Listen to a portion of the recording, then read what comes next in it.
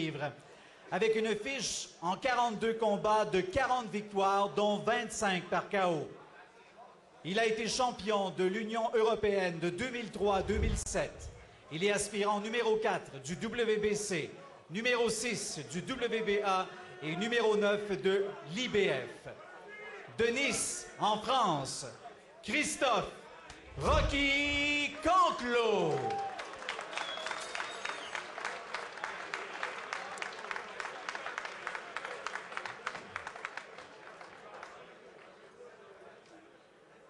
Et maintenant, dans le coin rouge, portant la culotte or avec un poids de 153,6 livres.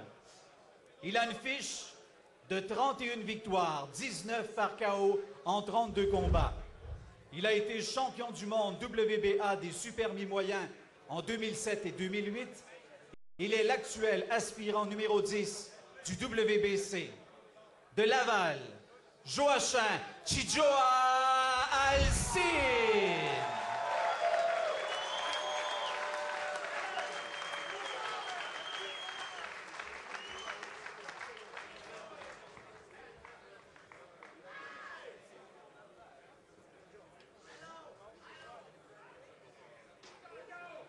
Let's go, Josh.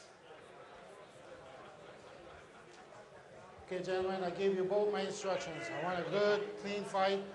Remember to protect yourself at all times and obey my commands at all times. Good? Touch close.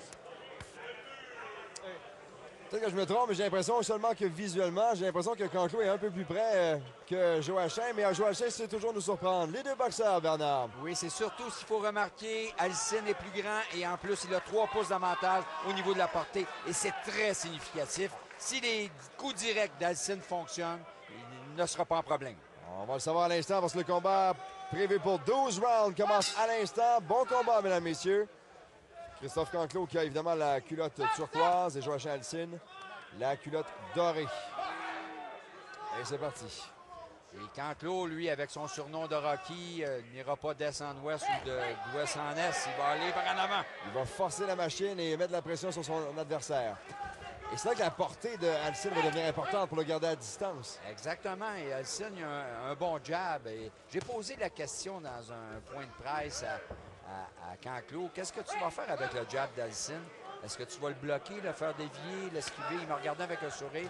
Il a dit, il ne me fera pas de trouble. Ah oui, hein? Le bonhomme n'a pas trop de difficulté au niveau de la confiance. Oui, c'est ça. Ça va très bien à ce niveau-là. Je me trompe, Bernard, où tu as les mêmes bottines à la maison que Canclot? Oui, ça, c'est habituellement, ce genre de bottines-là, c'est les bottines pour des stylistes. Ah oui, hein? Mais Canclot, il est un bagarreur. Donc, et on le voit, là, il met de la pression dans le coin et c'est amusé de donner quelques coups à Alcine. Et encore une fois, on avertit de faire attention aux coups derrière la tête. Et Canclot est très conscient, lui, qu'il n'est pas capable de jouer au plus fin avec Alcine. Donc, il va essayer autant que possible d'être au corps à corps le plus souvent possible, de le déstabiliser et de le sortir de la zone de confort. D'où l'importance pour Alcine de placer ses coups directs rapidement. C'est un combat très physique pour l'instant, hein, parce que vraiment, on ne se pas de quartier. Il y a beaucoup d'accrochage et on se pousse beaucoup quand on s'accroche. Jab pour Alcine. Une chose est certaine, Benoît, c'est qu'Alcine ne sera pas obligé de courir pour aller le chercher comme il l'a fait avec Mitchell. Canclot, lui, va aller par en avant. Il va être juste en face de lui. Right, qui lui dit encore une fois, c'est la deuxième fois que je t'avertis, fais attention au coup derrière la tête et il pourrait perdre un point lors du prochain avertissement. Le jab d'Alcine. Ces avertissements de l'arbitre vont calmer un peu l'ardeur de Canclot, on verra bien. Et Canclot, lui, quand il est prêt, devrait éviter de frapper de cette façon-là, devrait plutôt s'accroupir un peu plus et frapper au corps. Donc, il faut absolument, lui, qu'il soit plus discipliné dans le moment, qu'il change un petit peu là, la recette. Oh, belle main gauche pour Canclot. On a demandé d'arrêter. Encore une fois, on s'accroche. On fait beaucoup depuis le début du combat. Beaucoup de travail à venir pour l'arbitre Marlon B. Wright parce que Canclot a une réputation de teigneux.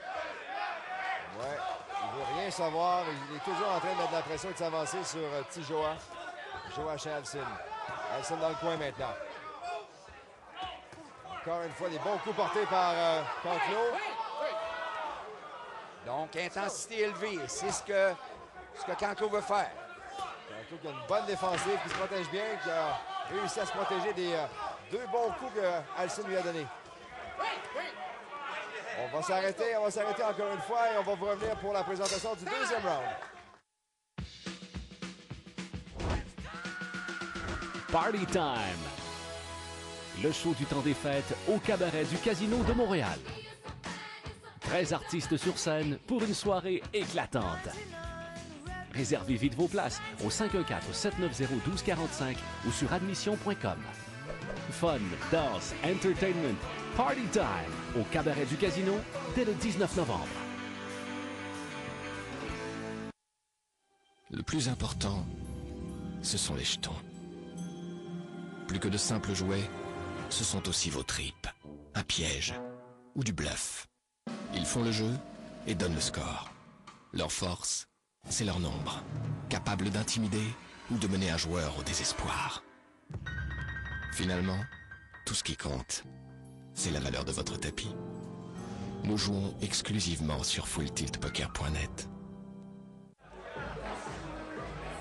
Et voilà, nous sommes de retour au cabaret du Casino. La carte de pointage de M. Guy Jutras. Il a donné le premier round à Canclo contre Alcine. On verra si les autres juges donneront le même genre de pointage plus tard. Il y a eu peu de coups sur la cible au premier round et Canclo est celui qui a forcé les échanges. Donc, Guy Jutras lui a donné le round. On a travaillé fort dans les coins. On sait qu'à la boxe, souvent, le deuxième round est gagné par l'entraîneur. Un uppercut de la main avant au menton de Canclo qui a vacillé. Et Canclo n'a pas aimé ça beaucoup de la part d'Alcine, mais Canclo revient. Porte des bons coups sur Alcine. Il a frappé encore derrière la tête et ça dans le coin d'Alcine. On l'a averti et là, il va y avoir un autre avertissement, je pense. Megert a insisté, lui, pour Alcine de varier corps, tête régulièrement. Ouais. Et là, ça va vite pour Canclo. Et il lui a dit, quand tu le frappes avec ton jab, tu vas voir qu'il avance pareil. Va le chercher au corps. Alcine qui, avec le jab, garde Canclo à distance. Et si le jab de Alcine fonctionne, il aura beaucoup d'atouts dans son jeu. Encore un coup derrière la tête et là, il va en avertissement, je pense. Et là, il y a un point qui va être enlevé.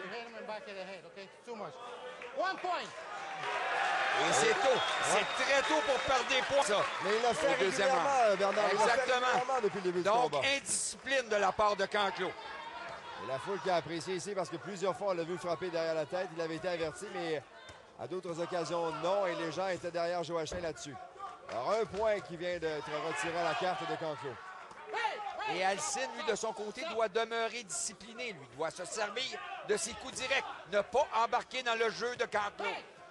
Canclo qui s'accroche encore une fois, qui vient se coller sur Alcine.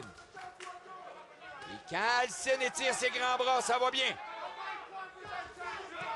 On verra s'il portera des coups au corps comme on lui a dit de faire dans son coin. Buddy Megert qui lui conseille de faire ça entre le premier et le deuxième round.